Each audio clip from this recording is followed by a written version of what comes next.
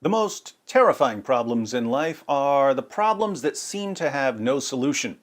Tell a man that an asteroid the size of Texas is about to annihilate all life on Earth, but that we might be able to stop it if we can shuttle an oil drilling team to the asteroid to plant a nuke inside it, and the most ardent pessimist will calmly wait for Bruce Willis to save him. Because there's hope. Tell a man that his football team has been eliminated from playoff contention and depression sets in because there's no hope. Hopeless situations are to our psychological well-being what Chris Farley was to tables. Here's you, here's Matt, there's you, there. Let's take the problem of prison radicalization as an example. Around 1,500 European Muslims who traveled to the Middle East to join ISIS eventually returned to Europe. Many of these jihadis are now in prison, but will be released in 3 to 5 years on average. Government officials are scrambling to figure out what to do when these known ISIS supporters are released. But what about their time in prison? What are these ISIS supporters doing while they're incarcerated, surrounded by hundreds of disillusioned youths who are cut off from their friends and family members? Do you think they might be, I don't know, spreading an ideology that calls for the violent subjugation of you and your children? And the problem didn't start with jihadis returning from the Middle East. Consider someone like Anjem Choudary. In 2016, Anjem was sentenced to 5.5 years in prison for supporting the Islamic State. He didn't carry out a terrorist attack. He didn't kill anyone. He simply invited his followers to support a terrorist organization. So he was promoting a terrorist group. How did the British government deal with Anjem? They sent him to prison. Pop quiz. What was Anjem Choudary doing in prison? Was he A, playing cards and exercising, B, learning a new trade, such as carpentry or welding, C, pondering the error of his ways, or D, recruiting the next generation of terrorists? Do you see the problem?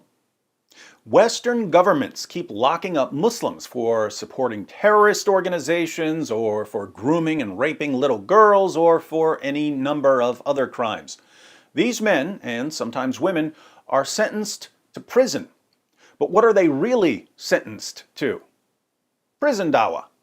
They spend their time in prison convincing depressed, gullible youths to convert to Islam. And once these depressed, gullible youths convert, they are radicalized. Jihadis are using Western prison systems to build an army. And Western governments have absolutely no clue what to do about it. So, how do you stop prison radicalization? In theory, isolation would help. You could, in theory, keep all potential radicalizers isolated from the rest of the prison population. Unfortunately, there are so many Muslims in European prisons that this option is financially impractical. Western nations would have to bankrupt themselves, paying to keep all of these inmates isolated from everyone else. And governments bankrupting themselves to guard against jihad would only help the jihad. In other words, jihadis forcing governments to waste their resources and weaken their infrastructures is itself a form of jihad. So, how do you stop prison radicalization without destroying your own nation? I know from experience that some moron in the comments section is already typing, "I can solve the problem right now! Just kill them all! Yee-haw!" Let me respond to this guy for a moment. Dear kill 'em all guy, how is your kill 'em all solution stupid? Let me count the ways. First, most of the Muslims who are incarcerated in the West haven't been convicted of any sort of capital crime. So what you're really saying is that Western governments should kill people for way more things than they're currently killing people for. Robbery, death penalty. Assault, death penalty. Sexual assault, death penalty. We know you traveled to the Middle East and that it had something to do with ISIS, but sadly we can't prove very much about it. Death penalty. Just keep in mind that the more things you want to kill people for, the more you start to sound like ISIS. I thought we were trying to preserve the West, not transform it into something far more violent. Second, if you're saying that your government should start killing people it regards as political or ideological threats, keep in mind that governments that do this never stop with the people you regard as a threat. They ultimately end up killing everyone who challenges their authority. In fact, it's only a matter of time before such a government regards you as a threat and kills you. And that's why it's in everyone's best interest to put serious limitations on the government's power to kill people. Third, if you really believe that slaughtering Muslims is the way forward, what color is the sky in your world if you think that Western governments are going to climb on board your crazy train? We've got jihadis on one side saying, kill the infidels, they're a threat to our way of life. And we've got you on the other side saying, kill the Muslims, they're a threat to our way of life. Perhaps you haven't noticed, but Western governments and the education system and the entertainment industry and the media are in love with all things Islamic. You, the guy typing "Nuke Mecca" in the comments section of YouTube, sound like a complete lunatic to them. So unless you've been secretly developing some awesome mind control device that can convince politicians and reporters to completely reverse their positions, you're delusional if you think that your comments section rants are going to become public policy. But maybe you're not counting on the government at all. Maybe you're counting on the nut job you see in the mirror every morning. Maybe you're already typing, I don't need anyone else. I'll just kill them all myself. Newsflash. Going on a killing spree yourself is even dumber than counting on the government to do it for you. What could you possibly hope to accomplish with your killing spree? Governments around the world are pushing for new laws that block hate speech against Islam. If you start killing Muslims, guess whose crime is going to be Exhibit A for every politician trying to protect Islam from criticism? Yours, genius. Nothing you could do in life would help the global jihad more than violently attacking Muslims. Beyond that, whatever idiotic ideology is rolling around in that head of yours, politicians and the media will lump your views together with people who condemn violence. Politicians and the media won't say, oh, there's some violent loser who attacked a bunch of Muslims, unlike most critics of Islam who condemn violence and criticize Islam peacefully. Instead, they'll say, see, this is what people who criticize Islam really want. Look at what they did with Anders Breivik. Anders Breivik is a neo-Nazi and an Odinist. Neo-Nazis are as far left as you can be on the political spectrum without falling off the edge, and Odinists are as pagan as you can be on the religious spectrum without sacrificing your daughter to Moloch. Breivik said that he realized from watching Islamic terrorist attacks that a terrorist attack was the only way to make people listen to him. So, radical leftist, as pagan as the Kaaba, and inspired by jihadis, that's Anders Breivik. How did the media portray him? Anders Breivik is a far-right Christian fundamentalist inspired by counter-jihadists like Robert Spencer. If the media portrayed Anders Breivik as the exact opposite of what he actually is in order to discredit people who are diametrically opposed to his beliefs and tactics, why in the name of fake news do you think you'll get your message across by going on a killing spree? The fact is, if you decide to go on a killing spree, your attack will only help jihadis because your attack, like Breivik's attack, will be used to silence future criticism of Islam. So, killing Muslims won't stop prison radicalization, it will accelerate prison radicalization. And the question I asked was not, how do you accelerate prison radicalization? The question was, for the last time, how do you stop prison radicalization? As someone who doesn't trust the Islamophilic circus performers who lead our countries, I have to take it as a given that we can't rely on our governments to stop prison radicalization. Our governments got us into this mess, and they're only going to make it worse. So we can't count on politicians to stop prison radicalization. We have to empower the inmates to do it. Why? Because inmates are far, far more trustworthy than politicians. But how do we empower inmates to deal with the threat of prison radicalization? The answer to this question shouldn't be too difficult. All we need to do is find something that's foundational to prison culture and the convict code, show that it's incompatible with Islam, draw attention to the incompatibility, and watch the pressure shift from conversion to deconversion.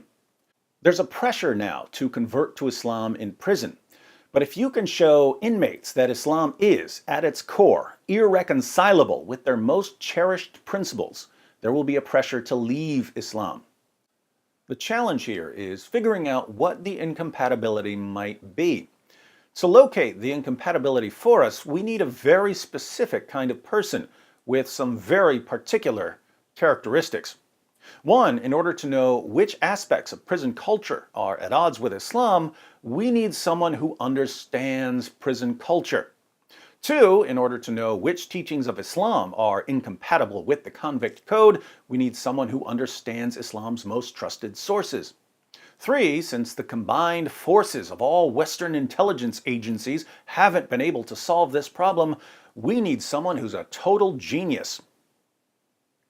If only we could find someone who has spent years in prison and who has spent years studying Islam and whose IQ, if it were in degrees Celsius, would melt a diamond.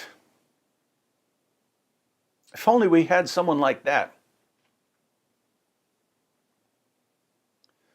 Fortunately, I happen to know the one person in the world who meets all of these criteria. In fact, I had lunch with him just the other day. We were having lunch and I said to him, David, his name's David too. I said, David, you spent years in prison and you understand Islam and you're a super genius. What can we do about prison radicalization before the jihadi army is mobilized against our wives and children? He looked at me with those piercing brown eyes and said, David, that's what he calls me. He said, David, it's simple really. There are certain teachings and practices in Islam that inmates just don't know about, but that, if inmates did know about them, would suffocate Islam in the prison system. I said, can you give me an example? He said, yes, I can. You see, the lowest forms of life in prison, the absolute bottom of the prison barrel, are snitches and child molesters. Inmates can put up with just about everything else, but when they learn that someone is a snitch or a child molester, they have nothing but contempt for the person. Murderers are safe, drug dealers are safe, thieves are safe, but snitches and child molesters have no rest in prison. Most of these inmates have kids. When they find out that someone is sexually attracted to kids, they are not happy. So all you have to do is make it common knowledge among inmates that Muhammad, the Prophet of Islam, had sex with a prepubescent 9-year-old girl. If inmates learn that Muhammad had sex with a prepubescent girl, they are not going to convert to Islam. Converting to Islam would violate the very core of the convict code. In fact, they'll start using this information about Muhammad to criticize Islam. The pressure will be reversed. At this point, I interrupted my insanely intelligent and tastefully attired friend David and said, listen, that sounds good, but in Western society, no one wants to criticize Islam. So this plan will never work. David looked at me with his left eyebrow raised and said, David, inmates are not politically correct. They're not in prison for caring about people's feelings. They will not hesitate to call someone out for having sex with a prepubescent girl. All you have to do is get the facts about Muhammad into their hands and they'll do the rest. They'll do the work. And instead of the prison system serving as a breeding ground for jihad, it will become a breeding ground for the counter-jihad.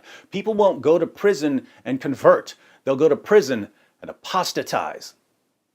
I said, well, this is starting to make sense, but there's a problem. How are we going to get the Muslim sources into the hands of inmates? We can't send them massive multi-volume collections of Islamic texts. It seems impossible. David got a mischievous grin on his face as he pulled something out of his pocket and said, "I've already put the sources into a downloadable printable tract. If we can get viewers around the world to send this tract to inmates, the inmates will take it from there. They'll do the work. They'll confront the jihadis that are using the prison system to build an army." It's true, of course, that there are certain prisons that are so overrun with radical Muslims that it wouldn't be safe to discuss Muhammad and Aisha. But in most prisons, inmates will have no problem whatsoever spreading the facts around their cell blocks until the prison system is saturated with criticism of Muhammad. And this will eventually trickle even into the more radicalized prisons. So, anyone who's concerned about prison radicalization, anyone who wants a safer future and doesn't want to sit around doing nothing while jihadis radicalize the next generation, can start printing tracts at home, folding them up, putting them in envelopes, and sending them to inmates. If they have friends who are locked up, they've got some names. If they're in touch with prison ministries, they can get more names. They can get names from newspapers or from online inmate locators. And for the low price of a few postage stamps, they can equip some of the most non-PC men and women on the planet to sabotage the global jihad right in the heart of its primary Western stronghold. How's that for a monkey wrench? Needless to say, I found David's reasoning very persuasive.